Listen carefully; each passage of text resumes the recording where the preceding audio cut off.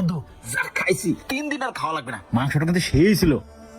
হ বেটা, তুই যে খাওন খাইছিস বেটা, এরকম খাওন তো আমি তোর জীবনে কোনো সময় খাইতে দেখি নাই। খাইয়া তো পুরো টেবিল টেবিল সব মাই খেলাইছ। কিরে, তুই যে এতগুলা মাংস নিলি খাইতে পারবি? এই বেটা টেয়া তো আমি 2000 বেটা উসুল করতে হবো না। মানুষ যে কেন বোঝে না, কাউকে দাওয়াত করলে সে পারলে কামলা নিয়ে আসে খাও। মোর আবার এক বল মাংস নিস হয় না, খাইয়ে টাকা উসুল করতে হইবে না। কিরে শিমুল, আজকে না তোর মামা তো নীলুফার বিয়ে, তুই আনা বই রইছস, দাওয়াতে যাস নাই? না রে বন্ধু, দাওয়াতে যাওয়া হইব না। দাওয়াতে যাবি না মানে? আরে বেটা এটা তোর আপন মামা তো বই, তুই যদি না যাস বিষয়টা কেমন দেখা যায় না? এটা নিতে বেটা পরে কথা করতে হইব।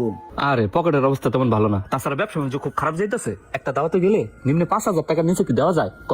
তুই তো জানোস বিয়ে বাড়িতে কে কত দিল সেটার একটা লিস্ট হয়, রাত্রে আবার এটার একটা হিসাব হয়। যদি টাকা পয়সা কম দেই তাহলে তো আমার মানিজ্যতের প্রশ্ন। বন্ধু এর লিগেই যাবো না।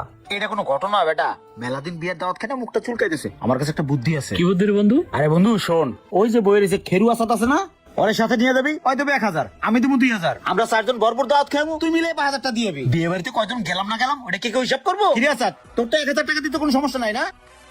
টাকা 1000 দিতে ভাই আমার কোনো সমস্যা নাই।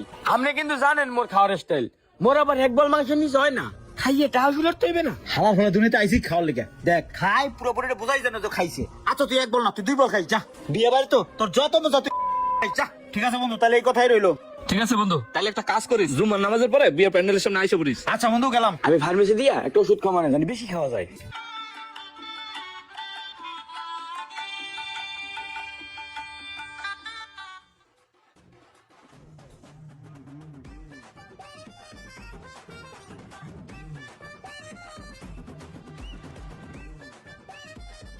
এই বেটা তুই বইবি সেলফি মারিতেছিস, ওর তো এক বৈঠক শেষ হয়ে গেছে, পরে তো হাড্ডি খাওয়া লাগবো। হ্যাঁ হ্যাঁ ল।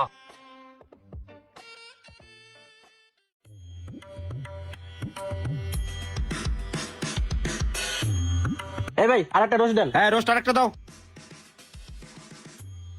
হ্যাঁ ঠিক আছে এবার।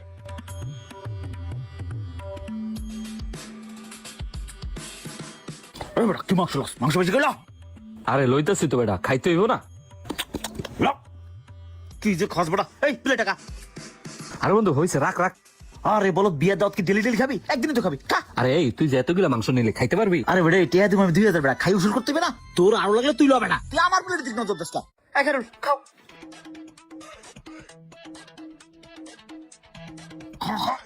ওই দে বেটা, এই বেটা বড় সুকা খা। খাইতেছি তো ভাই, সব লসি দেখেন না। এ ভাই এই বাড়িতে সব আড্ডি, বাড়িটা পাল্টে নিয়ে এসো। 4 বারে মাংস দিলাম, তারপরে কয় পাল্টাই নিয়ে আসতে। করকরা মাংস লইছে, আড্ডিটা আগে লই। এই না এই 2 প্লেট খাইলাম, আরেক প্লেট লইলাম, এখন তো আর খাইতারি না। আর প্লেট মাংস পাল্টাইছে, আরো 4 প্লেট আনু, তুই খা। হ্যাঁ মাংসটা ভালো হইছে বেটা, খাইছি তো জম্বের খাওয়া। টেবিল আর কি করছি দেখছস? আরেকটা তো খাউন হয়ে গেছে গা। ফন্ডির করে ফন্ডি জীবনে খায় না ভাই। সবাই লন।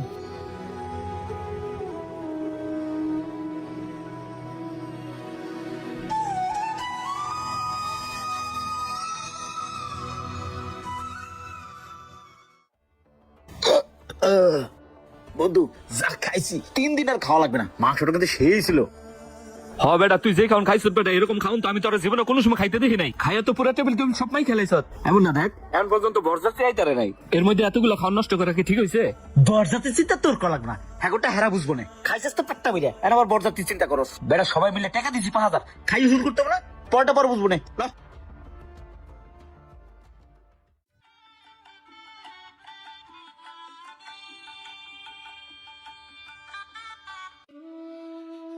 এই চাচাই দাঁড়ান, কি হয়েছে? কান্দাছেন কেন আপনি? বরযাত্রী সব চলে গেছে, খাউন শর্ট পড়ছে, আমার মায়ের বিয়েটা ভেঙে গেছে। বাবা আমি যাই, আমার মাথা মুথা ঠিক নাই। কি ব্যাপার চাচা, আন্দাজে দৌড়া কই যাইতাছে? যাই তো পিছে পিছে। ভাই কিছে এত তাড়াহুড়ো করে কই যেতেছেন? আরে ভাই আর কইও না, চাচার মেয়ের বিয়েটা ভেঙে গেছে। বিয়ে ভাঙছে কেন, কিভাবে? বরযাত্রী আসার কথা ছিল টোটাল 100 জন, সেখানে আসছে 150 জন। আর চাচায় দাওয়াত করছে লোক 150 জন, সেখানে আসছে 200 জন। এদিকে খাবার শর্ট পড়ছে, বরযাত্রী আসছে দেরি করে, তাদের মন মেজাজ হলো খারাপ। এক কথা দুই কথায় রাগারাগি করে বিয়েটা ভেঙে গেল। মানুষ যেই পরিমাণ খাবার নষ্ট করছে, এই খাবার দিয়ে অন্তত 100 গরিব লোক খাওয়ানো যেত। মানুষের যে কেন হেদায়েত হয় না, খাবার পাইলেই মানুষ একদম সরকারি খাবার মতো খায়। এভাবে খায় আজকে চাচার এই সর্বনাশটা করে দিল। কি আর বলবো মুন্না, এই সমাজের কিছু মানুষকে দাওয়াত করলে পারলে কামলা নিয়ে এসে খাওয়ায়। মানুষকে বুঝতে হবে আজকে তার মেয়ের বিয়েতে এসে এই অবস্থা করছে, কালকে তো আমার বোনেরও বিয়ে হতে পারে, তোমার বোনেরও বিয়ে হতে পারে। সেখানে যদি মানুষ এই অবস্থা করে তাহলে তো মানুষের মান ইজ্জত থাকে না। আসলে মানুষের বিবেক করা উচিত। দাওয়াত করলেই যে এইভাবে সে খাইতে হবে, আমাদের সমাজটা কি কোনোদিনও ঠিক হবে না। আচ্ছা থাকো দেখি চাচা কই গেল। মুন্না, তোরে আমি আগেই কইছিলাম আমাকে কিন্তু এইভাবে যাইয়া 4-5 জন লইয়া খাওয়াটা ঠিক হয় নাই। আমরাও কিন্তু কম খাবার অপচয় করি না। এই অপচয়টা যদি আমরা না করতাম আজকে তাহলে এই সর্বনাশটা হইতো না। আমি কিন্তু আর আপন মামাতো ভাই, এখন আমার নিজের কাছে নিজের এই অপরাধী মনে হইতাছে। এখন আমি নিজের ক্ষমা করতে পারতাছি না। তুই থাক, আমি গেলাম। বন্ধু শোন, আরে ধর, তোর মতো বন্ধু বান্ধবের লেগে আজকে এই অবস্থা। আসলে সঙ্গত সে মানুষ নষ্ট হয়। তুই থাক। কাজটা ঠিক হয় নাই। কি করলাম এটা?